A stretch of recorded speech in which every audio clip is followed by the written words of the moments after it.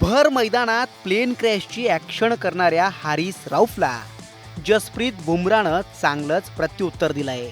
Operation सिंदूरच्या माध्यमातून भारतीय सैन्यानं पाकड्यांना चळो की पळो करून सोडलं. पण क्रिकेटच्या मैदानावरही पाकिस्तान्यांची चांगलीच नाचक्की झाली आहे. मैदानावर 6चा आकडा दाखवणारा आणि प्लेन क्रॅशचे इशारे करणाऱ्या हारिस रौफची नेटकऱ्यांनी तर चांगलीच जिरवली. पण आता बूम बूम बुमरानंही भर मैदानात हारिसची अक्षरशः लाच काढली आहे. 18वी ओव्हर समोर हारिस रौफ खेळतोय आणि बॉलिंगला बुमरा आलाय.